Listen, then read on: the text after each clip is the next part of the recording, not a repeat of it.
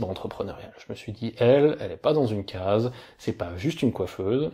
Et d'ailleurs, c'est un truc sur lequel je te cuisinerai un petit peu, parce qu'il y a la question souvent qui se pose, c'est la question de la nécessité. Qui fait ça par passion, par engouement en premier lieu, ou qui fait ça parce que de toute façon, à un moment, t'as pas le choix que de te diversifier. Mais comme tu me disais tout à l'heure, apparemment, il y a une pénurie de coiffeurs. Donc s'il y a une pénurie de coiffeurs, j'imagine que t'as pas tant fait ça par nécessité, mais plutôt par passion.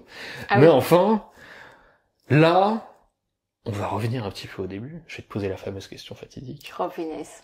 Qui es-tu?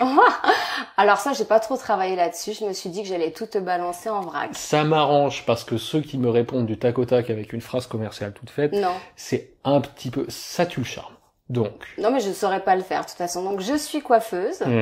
Je suis maître artisan quand même, parce que je suis allée jusque-là. Faudra que tu me parles justement des parcours, parce que j'y connais pas grand-chose. Oui. Alors, c'est le plus haut en coiffure. C'est un titre de maître artisan.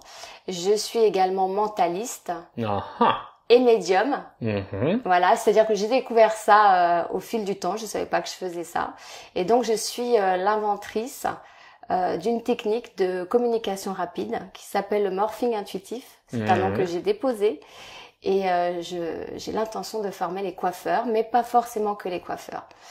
Voilà, toutes les personnes qui ont accès à une clientèle ou même j'ai envie de te dire des particuliers, voilà. Et puis magnétiseuse, parce que ça, j'ai découvert ça il y a pas très longtemps, par obligation. Là, pour le coup, c'est pas un choix. Ça s'est mis violemment sur ma route. Et du coup, maintenant, ça fait partie de ma vie. Tu vas m'en dire plus. Je me posais une question, justement, qui fait directement écho à tout ça. À part les chauffeurs de taxi et les coiffeurs, qui d'autre que les chauffeurs de taxi et les coiffeurs, j'allais dire les chauffeurs de coiffeurs. Moi je suis souvent Uber pour ça. Ah oui, je suis également chroniqueuse. J'ai oublié pour une émission qui s'appelle Les cheveux dans les yeux. Voilà, alors c'est sur YouTube et puis je suis également dans la presse tous les mois. Alors j'y serai à partir du mois prochain régulièrement. Donc c'est un magazine de presse professionnelle. Tu me verras sur les réseaux sociaux parce que je vais le redistribuer, mais non, on le trouve pas dans. C'est destiné, c'est de la presse professionnelle. Qui s'appelle? Alors le magazine Biblon. Biblon. Ah d'accord, quand tu disais presse professionnelle, c'était dans ce sens-là. Pardon, je pensais que tu voulais dire que c'était effectivement édité, c'était pas juste le petit magazine en ligne. Non, c'est un gros magazine qui est aussi en ligne, mais du coup, ça sera pour la version papier de mes interviews filmées. Donc ça sera pour les cheveux dans les yeux aussi. Sympa, c'est pas mal comme titre. Mais du coup, pour revenir à ma question... parce que regarde. Voilà un problème qui ne me tracasse plus depuis quelques bonnes années. Qui pourrait te tracasser, hein, si tu laissais un petit peu pousser tes cheveux, tu pourrais avoir les cheveux dans les yeux. Moi, me lance pas là-dessus. J'ai renoncé à mes rêves de rockstar. J'ai eu les cheveux longs jusqu'aux épaules et je me suis fait des mèches rouges pour ressembler au batteur de Slipknot. Et puis après, peu de temps après, on me disait, mais c'est dommage, t'as un beau visage, faut qu'il soit dégagé comme ça. Et je disais, non, mais c'est vrai que ça te va bien. C'est mieux dégagé. Je suis d'accord. C'est pratique. C'est pas cher. Et ça peut rapporter tu gros. déblayes tout.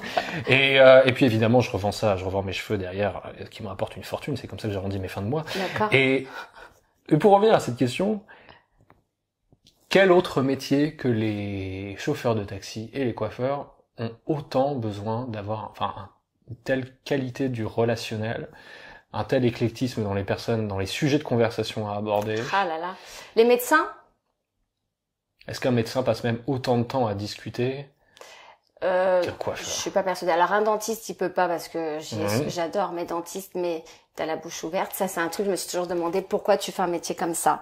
Parce que tu poses une question et paf, tu n'as jamais la réponse. Ça, on en parle souvent. Et alors, je ne sais pas, il doit y avoir d'autres métiers. Psychologue? Bon, psychologue certainement. Ouais. Mais comment dire?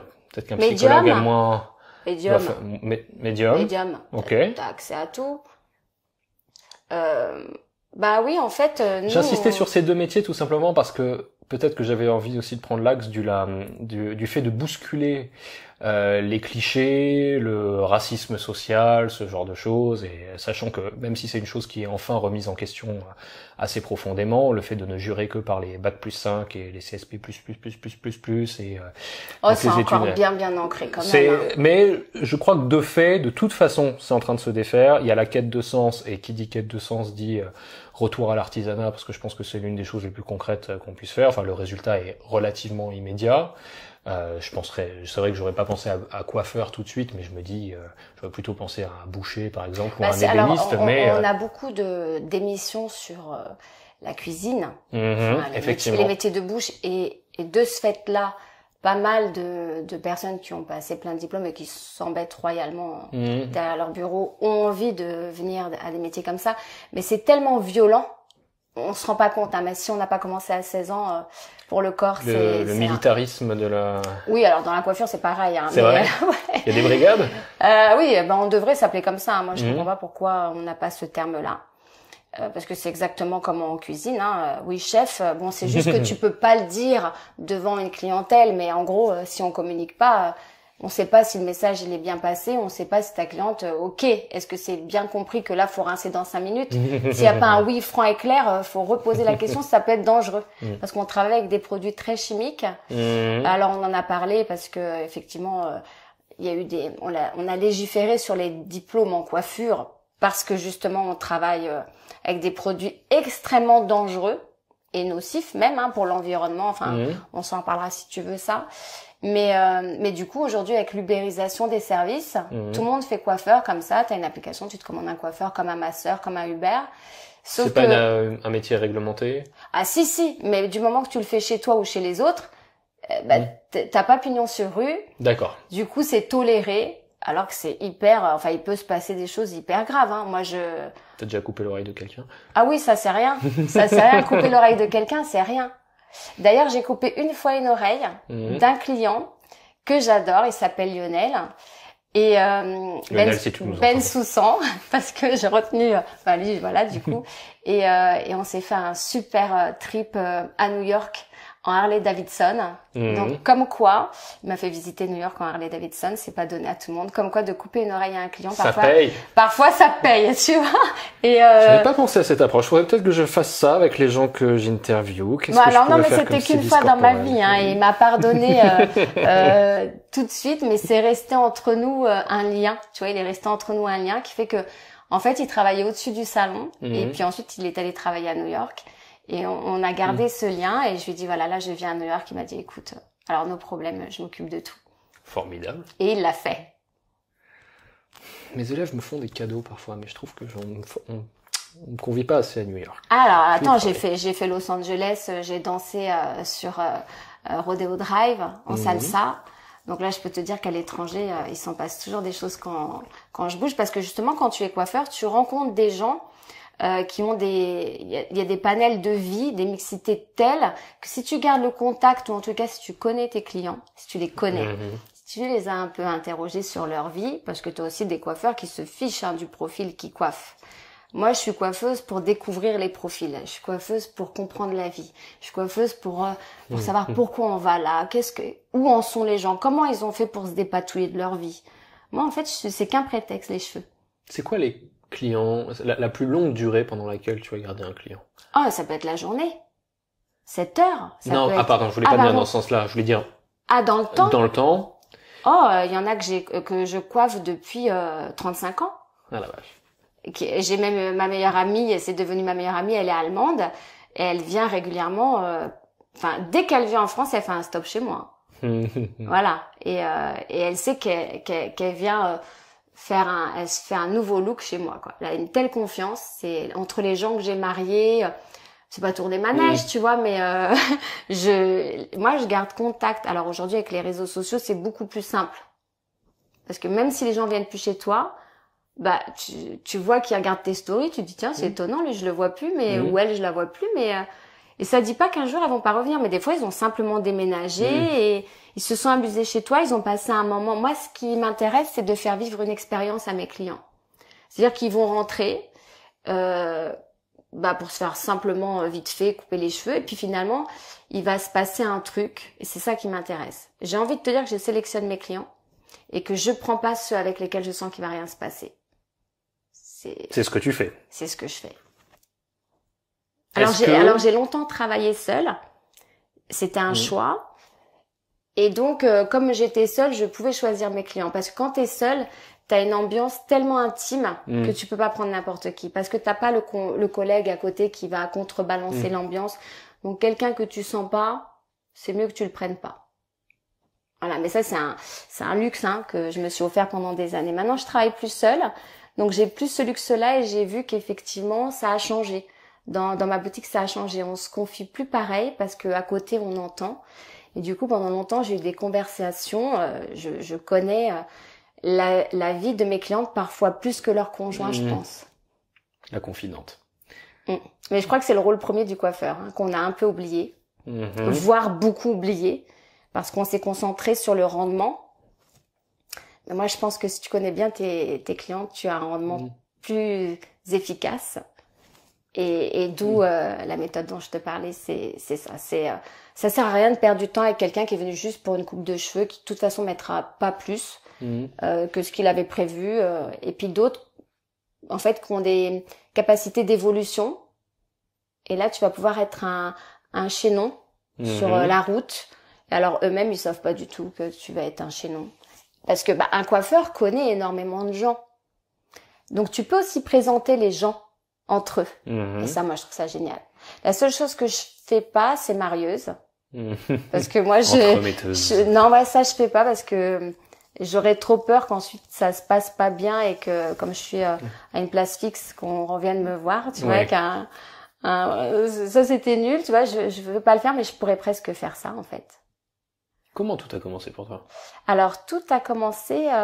J'ai décidé qu'aujourd'hui j'allais dire beaucoup de choses. Alors je préviens que. Alors je te pose la question, mais je crois que ta réponse est oui. Mais es-tu prête à assumer de dire beaucoup Alors voilà, j'étais pas prête jusque là. J'ai demandé l'avis à mon entourage, ma fille également, enfin ma grande fille.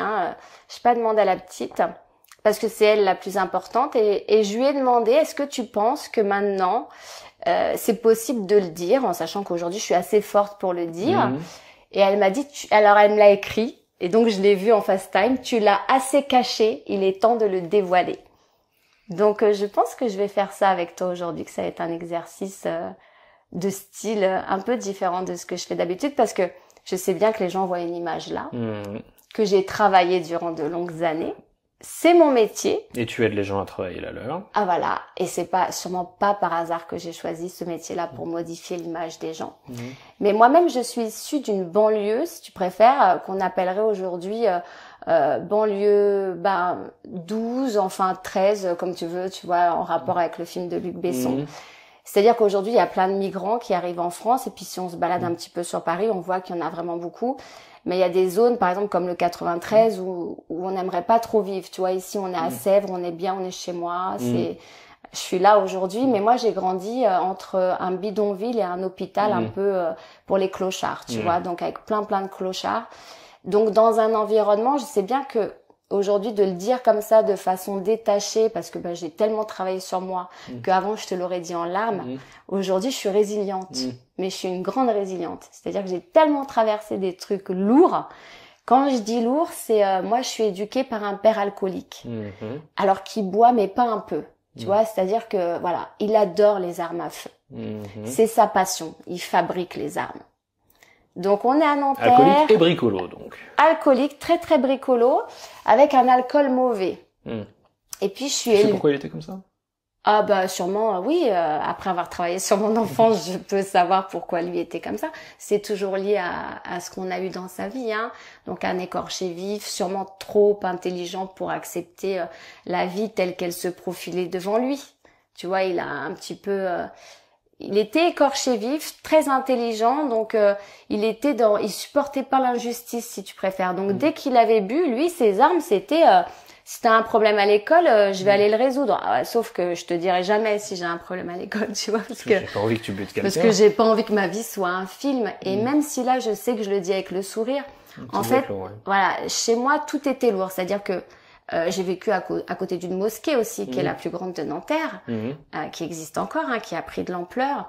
Même si tout a été reconstruit là-bas, ça n'a plus du tout le même visage, tout a changé. J'y suis retournée il y a pas très longtemps parce que je pouvais même pas retourner sur les lieux. Tu vois, émotionnellement, revoir la maison dans laquelle j'avais grandi, c'était un peu comme Amityville. Et puis du coup, j'y suis allée il y a pas très longtemps. Redonne-moi la référence, Amityville. Amityville, c'est un film, c'est avec des fantômes, enfin des trucs. Amityville, tu verrais. Okay. Bon. Et donc j'y suis allée et c'est marrant parce que cette maison, elle m'a paru toute petite. Je me suis dit, waouh, je me sentais tellement seule et perdue là-dedans que ça me paraissait être le château de Versailles. Tu vois, à la grandeur, en fait, elle est toute petite. Mais elle est sombre encore, tu vois, de l'extérieur. Et en fait, j'y suis allée pour les 70 ans de mes voisins. C'est le fils qui m'a retrouvée sur Facebook, qui m'a dit, voilà, tu es conviée. Alors là, le drame pour moi. C'est-à-dire que tu as très envie d'y aller parce que c'est les personnes qui t'ont sauvée. Parce que moi, je terminais chez les voisins, ils me faisaient à manger, j'avais pas à manger chez moi. Hein. Donc. T'étais fille unique? Ouais, j'étais fille unique. Et seule avec ton père? Ah non, ma mère dépressive.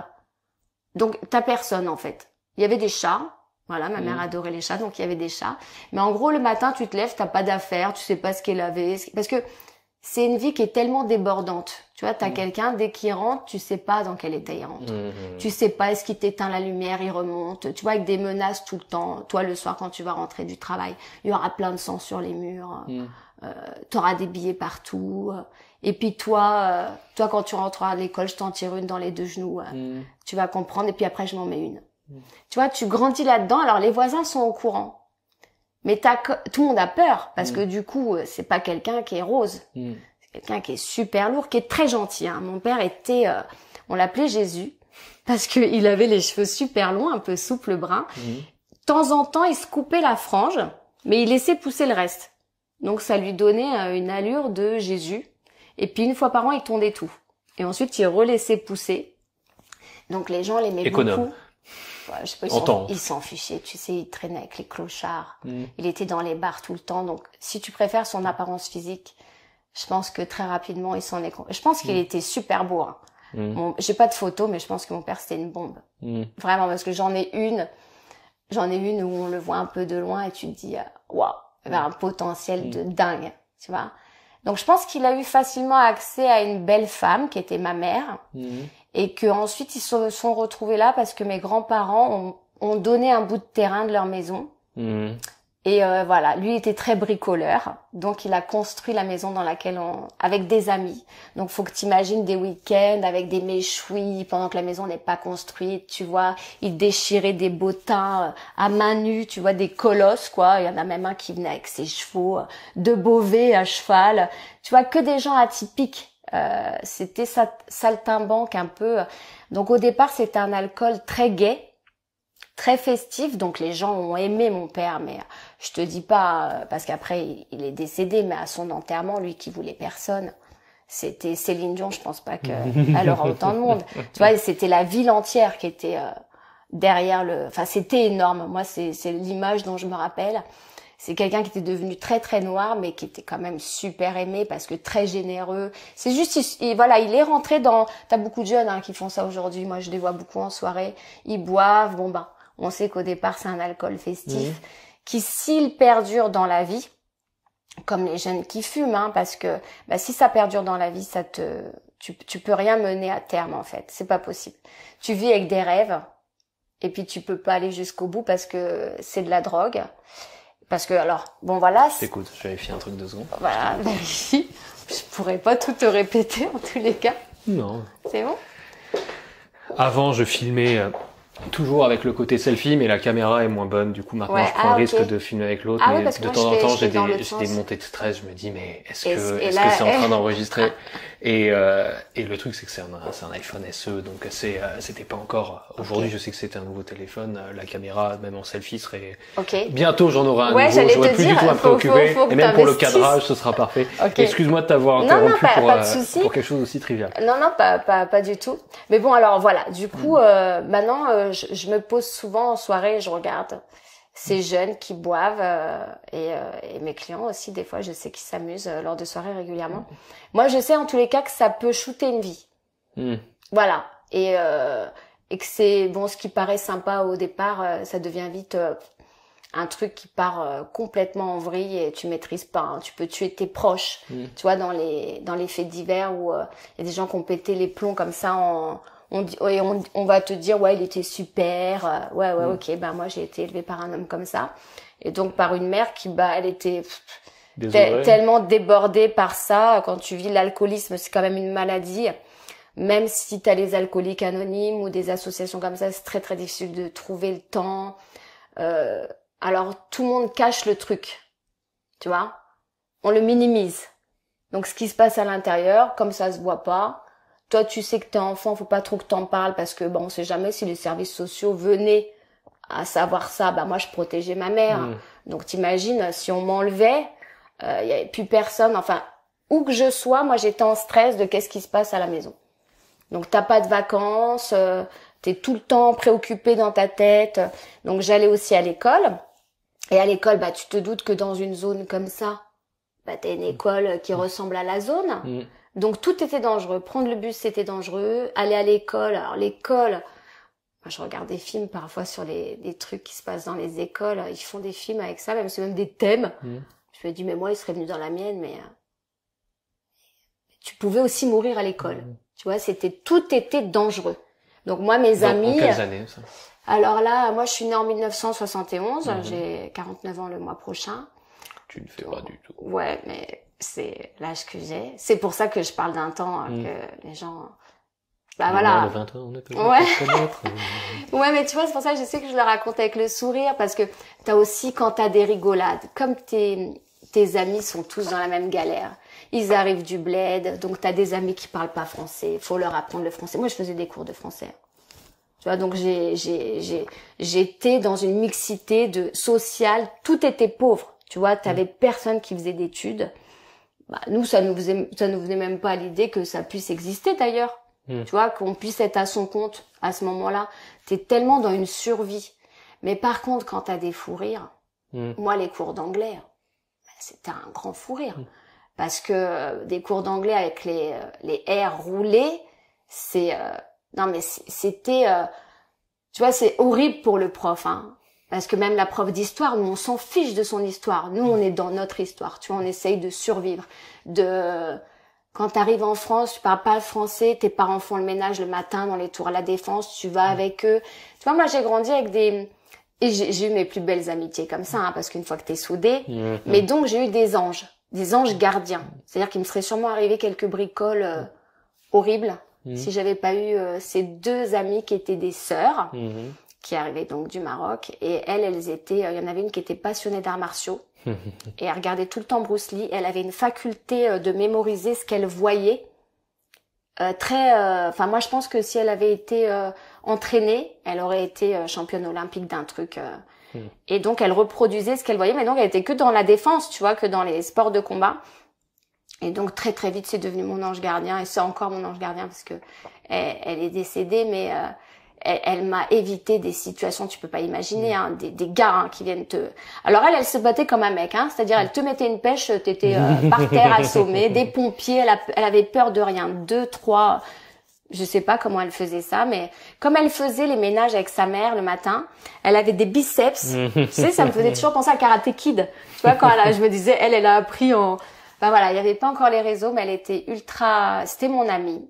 Donc moi, je lui ai appris le français. Je lui ai fait des cours à la maison. C'est la seule qui connaissait ma vie.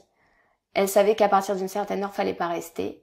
Mais elle, chez elle, c'était pire. Parce que moi, j'allais chez eux aussi, donc c'était une des rares à rentrer chez eux. T'avais la grand-mère qui avait les cheveux tout roux et qui cuisinait par terre. Là, c'était vraiment une... je sais pas si les gens, en me voyant comme ils me voient aujourd'hui, il y a beaucoup qui rentrent dans la boutique, je sais qu'ils comprennent pas mon parcours. Qu'ils aimeraient avoir ma force, mais qui se doutent pas une seconde de là où je la puise. Donc je la puise d'un environnement ultra pourri, quoi. Tu vois, parce que la mosquée, c'est bien sympa, mais t'as tous les mecs en là-bas qui te reluquent. Tu le sais. T'as des gens qui s'arrêtent en voiture, t'as l'impression que c'est pour demander le chemin. Ils ont la quéquette à l'air, t'as des trucs, c'est vraiment, tu vois, ça crache par terre en permanence. Mes amis, c'était des dealers. Donc, j'ai même eu dans mes placards des trucs à échanger parce que c'était pas de bonne qualité. Je pense que ma mère, elle aurait su ça. En fait, personne venait jamais vérifier ce que je faisais. Peut-être que ça aurait détendu l'atmosphère à la maison, non, tu penses pas? Alors, l'alcool plus ça, j'ai envie de dire que, mais tu vois, ce que je veux dire, c'est que aujourd'hui, je les vois, on voit plein de reportages sur les nourrices, les trucs comme ça. En fait, j'étais nourrice. Mais comme j'avais un visage comme j'ai aujourd'hui, que pour le quartier, j'étais la riche, parce que j'étais en pavillon. Donc j'étais la blanche et riche. Mais moi, j'étais invitée dans des anniversaires, dans des bidonvilles, le bidonville de Nanterre à côté, tu vois. Et puis, très très vite, je me suis dit, il faut que je me sorte de là, quoi.